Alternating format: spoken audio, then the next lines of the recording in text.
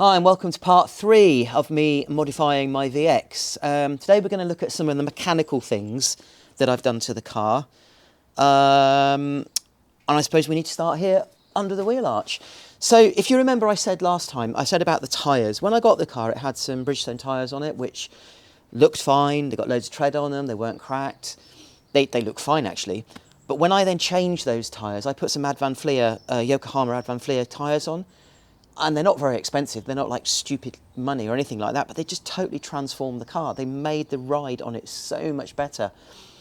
The other thing that I noticed that obviously when I was cleaning everything up was the Bilstein shocks that were on there. Now the Bilsteins they weren't leaking oil or anything like that, but they were looking a little bit rough. You know, they'd been on there for, well, getting on for nearly 20 years. So I thought I wanted to change them more, probably as an indulgence, because I just wanted nice shiny new shocks on there. Decided to get some Nitron Street series to go on there, and they come in at about, I don't know, £1,000 for the shocks all around the car. But I tell you what, once they were on the car and once they were set up, it just absolutely transforms this car. With these on it, and with the original tyres, it was harsh, it was rough over the bumps, you felt like you needed a new spine every time you drove down the road. And you know what, it's really difficult because you've got nothing to compare it to when you go out and buy one of these cars. You think, you know, I would have just assumed that that was normal for this car, for it to be rough and for it to rattle and to do all those things. But that's just not the case, or at least I haven't found that. Put new tyres on and these shocks, and once, as I said, once they've been set up, it's transformed the car. It's smooth, it glides over the bumps, it grips the road, it's just comfortable, you know. So basically I had, I've got to get this right, I think there were 450 and 350 coils, so the actual spring rate was 450 at the rear, 350 at the front. I'm running ride heights around about 125mm at the front, 135mm at the back, and obviously the rebound I've got on here it's dependent. There's no point in me telling you what clicks I've adjusted it to, because you need to go out and you need to adjust it to get it to feel how you want it to feel for your, you know, for your driving style. You can adjust the rebound, damping and everything with the tyre on, so you don't need to keep taking the wheels off and anything like that to adjust it. So you can go out for a run, go out for a drive, and then play around with different settings. Don't buy these if you want to lower the ride height of the car. I had a little play around with that, and they don't perform very well at all. You know, the springs, there's a gap in the springs, so they rattle around and bang around quite a lot. I know you can put helper springs in to alleviate that problem, but it's a bit of a botch really, I think. I don't know, some people might disagree with me on that, but they rattled around, they were uncomfortable.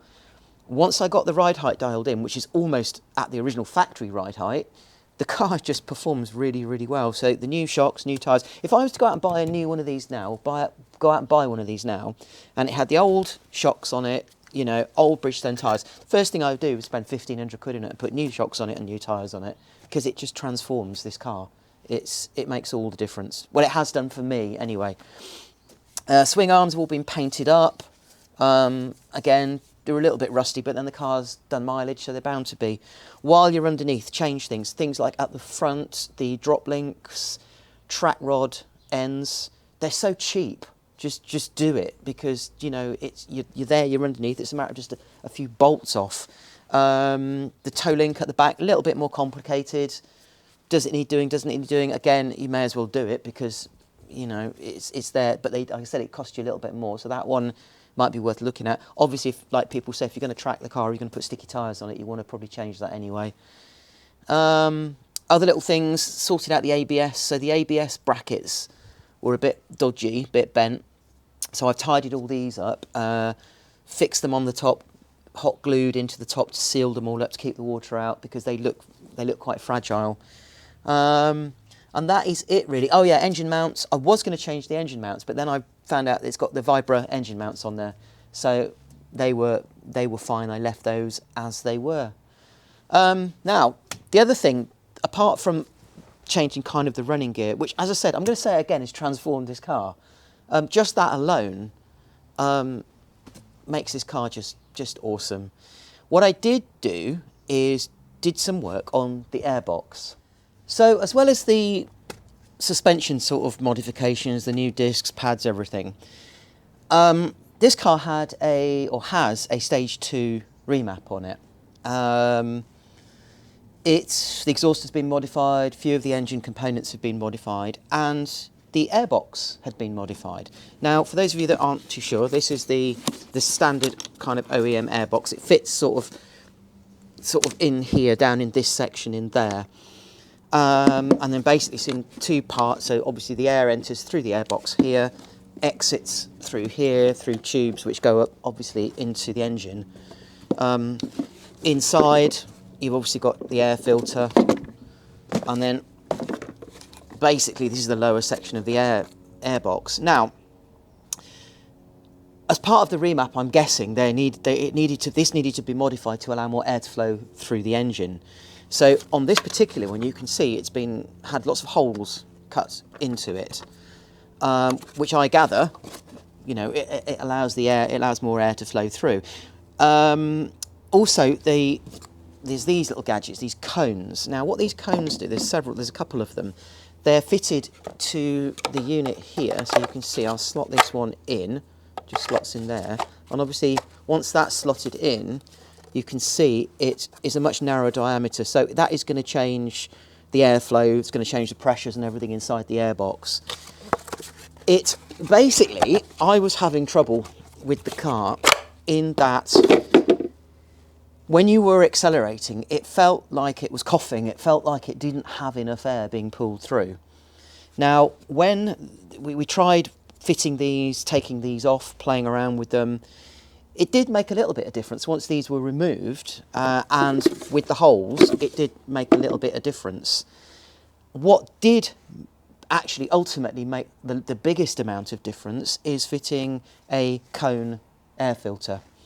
Basically, it replaced all of this, which is actually also a considerable weight. It basically pulls straight up then, straight into the engine. Now, I know there's two trains of thought here. Nothing wrong with the standard airbox. Just leave it alone. Leave it standard. Leave it factory. I haven't got any issues with that at all. What I do know for a fact with this particular car, I don't know about other cars, but this particular car with this cone air filter on it, it goes better. Now, whether that is because there isn't any restrictions on the air, I don't know. I've taken this off. We've refitted this, and you can feel the difference in it's like a hesitation. As I said, I would need to take it to a performance tuner for them to. I mean, you're not going to get any extra brake horsepower. It's like all these kind of things you could add on. You think you put a wing on the back of the car, you think you're actually going to get more downforce. Well, don't be silly.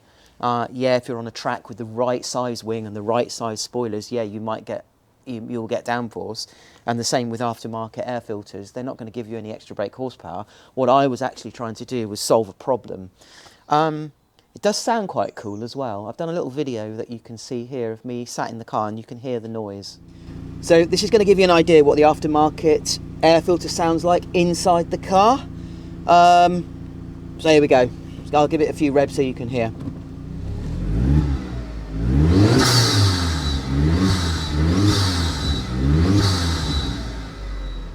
So you can hear if you're really, really hard on the acceleration, you get that really pronounced whistle. Obviously, if you're a little bit gentler, you just get a very light whistle. So there you have it, really. Suspension modifications, obviously everything painted up, new discs, new pads, new tyres, the Apexi cone filter. They've made quite a difference to this car, and I'm really, really happy with those. Let's have another look at some of the other things around the other side that we've done on this as well. Now, another mod is to move the bonnet release to this position here, which is just inside the door opening. So I'm going to sort of, you can see here, it's just a straightforward, very easy installation. All you've got to do is make up a little bracket, and then you can see here it fits in between the door jar. So when the door closes, it's completely invisible, but when you open the door, you've got access to the bonnet pull. So you can see here the actual cable itself terminates here, obviously the bonnet release. Cable sort of runs through here, sort of cable tied off to things, and it runs straight through to the door pillar. Now, the reason it's there is not because the original broke. In fact, I've left the original cable in. Every single car that I looked at before I looked at this one, that bonnet release underneath the dashboard was broken because people pull it in the wrong direction, and it snaps the lever. It's just a bit of a pain. Doing this modification means you're not reaching under the dashboard to open the bonnet. It's actually quite sophisticated. Again, very, very cheap little modification to do. Another little mod is an ABS cut-off switch. This one kind of resides inside the engine bay. Little switch, on, off, simply turns the ABS unit on and off. Loads of people have fitted these mods to the car. ABS isn't the best on these cars. Now here's a quick question for some of the viewers out there. What are those for? What are these for? Now, obviously that, engine closing, air sort of, you know, comes in, cools the radiator, and the air escapes. I get that, that's completely logical. But what is this little slot for, and what's that little slot for? The only purpose that I can see that they serve is to allow water to enter the top, flow down, straight on top of the electrics. Now, as you saw in the previous sort of version, I fitted a cover here, which actually covers some of the electrical components. So it takes the water from here and it deflects it down away from things like the fuse box and the other bits and pieces in the wiring there. But what's the purpose of it? What's the purpose of fitting a scoop? And it's obviously been machined and designed to go there. You can see as it closes down, the water, the air can flow directly on top of where the wiring loom is. Why design a car that directs water onto the wiring connectors? Not sure about that. So if anybody knows why it's there, let me know. Let me know, because I'm fascinated about that one. But obviously, as you can see, I've sorted this, and I've put in water deflectors in there, so the water is moved away from the critical electrical circuits. Yeah, very strange one, eh? Right, so there you have it for this episode. Next time I'm going to talk about some of the electrical modifications that have been done to the car, the central console, why I chose not to use a scan gauge. I've got a different system within the car to monitor some of the engine temps and stuff like that through the OBD port, so I'll talk a little bit about those. We've got a little bit of, you know, other electrical modifications that have been done to the car, things that I think that it actually needed. So yeah, I mean, really, these videos are all about me just sharing my experience with this car. I love this car, it's brilliant. Anybody that's thinking of buying one of these, just go and do it, because they are just so much fun. However, they do turn into a little bit of a hobby, a little bit of a sort of a pastime. So I'm always tinkering with it. I'm always adding bits to it and taking bits off it and trying new different things out. And, you know, but that's the nature of this car.